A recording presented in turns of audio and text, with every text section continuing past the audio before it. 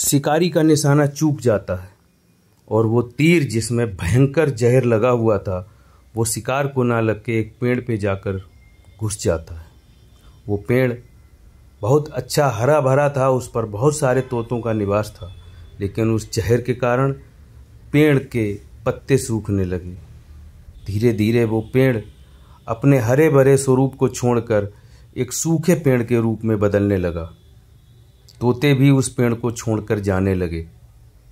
तोते कहाँ तक उस पेड़ पर रहते, क्योंकि पत्ते ना होने से उनकी सुरक्षा को खतरा था, तो बहुत सारे तोते पेड़ को छोड़कर चले गए और धीरे धीरे रहे बचे भी जा रहे थे।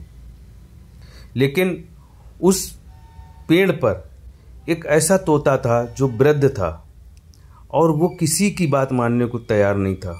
पड़ोस वाले पेड़ पर तोते रहने लगे और मस्ती में घूमते थे, दाना चुगते थे और अपनी जीवनचर्या को चला रहे थे।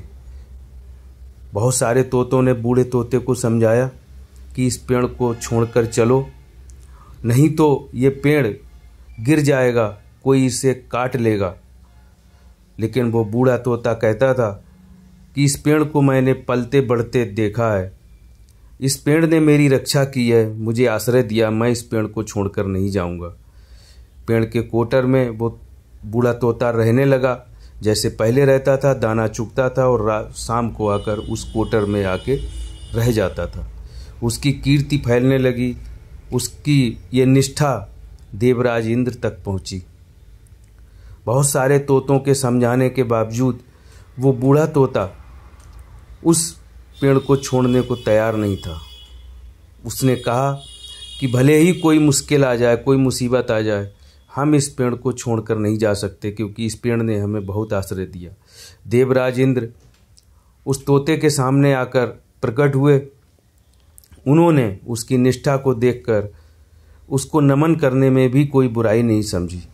उसकी निष्ठा, उसके प्रेम, उसके समर्पण को देखकर देवराज इंद्र ने उस तोते को नमन किया और कहा कि हम आपकी निष्ठा से प्रसन्न हैं, आपके समर्पण से प्रसन्न हैं। बताइए हम आपके लिए क्या कर सकते हैं। आप चाहें तो दूसरे पेड़ पर रह सकते हैं, वहाँ आपको फल भी मिलेंगे, आश्रय भी मिलेगा, लेकिन आप उस पेड़ पर, दूसरे पेड़ पर नहीं जाना चाहते और इसी पेड़ पर रहना चाहते हैं। आपकी इस प्रेम भक्ति को देखकर, इस निष्ठा को देखकर हम बहुत प्रसन्न हैं। बोलिए हम आपके लिए क्या कर सकते हैं। उस तोते ने कहा कि अगर आप हम पर प्रसन्न हैं और हमें कुछ देना चाहते हैं तो कृपा करके इस सूखे हुए पेड़ को पुनः उसी रूप में कर दीजिए जिस रूप में ये पेड़ था। देवराज इंद्र ने उस पर अमृत को छिड़क कर उस पेड़ को फिर से हरा भरा कर दिया। धीरे धीरे बहुत सारे जो तोते दूसरी जगहों पर चले गए थे उसी पेड़ पर आकर फिर से रहने लगे। तो इस कहानी से हम क्या सीख सकते हैं?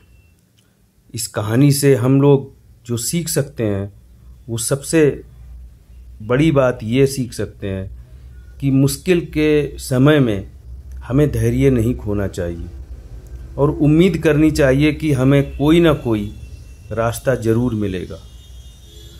और उससे भी बड़ी बात ये कि जिसके प्रति आप निष्ठावान हैं, जिसके प्रति भी आपका समर्पण है, जिससे आप प्रेम करते हैं, जिसके वजह से आपने बहुत सारा लाभ उठाया है, उसके प्रति मुश्किल के समय में आपको समर्पित रहना चाहिए। मतलब कृतज्ञ रहना चाहिए, मतलब एहसान फरामोशी नहीं करनी चाहिए। क्योंकि जब आपके लिए कोई कुछ देता है तो भले ही वो आपसे उसका एहसान ना जताए, लेकिन आपका उत्तरदायित्व बनता है कि आपने जिससे लाभ उठाया, जिससे आश्रय लिया, उसका आप हमेशा कृतज्ञ रहें और एहसानमंद रहें। मतलब अपने ऊपर उपकार करने वाले व्यक्ति के लिए आपके मन में इतनी गहरी श्रद्धा रहनी चाहिए कि मुश्किल वक्त में आप उसका साथ ना छोड़ें। और जब भी ऐसा मौका आए कि आप पर एहसान करने वाला आपके ऊपर उपकार करने वाला, आपको सहायक बनने वाला, आपकी सहायता करने वाला जब भी मुश्किल घड़ी में हो तो आप उसका साथ ना छोड़ें। जीवन तो आज नहीं कल जाएगा ही, कल नहीं परसों जाएगा, लेकिन ये जो आपका कृत्य है ये जन्म जन्मांतर तक रहेगा। तो आपको कहानी कैसी लगी? उम्मीद करते हैं अच्छी लगी होगी। वीडियो को शेयर कीजिए, लाइक कीजिए, कमेंट कीजिए। ऐसे ही आपको आगे और कहानी मिलेंगी। धन्यवाद। आज है मंगलवार हो मेरे पापा का दिन आया।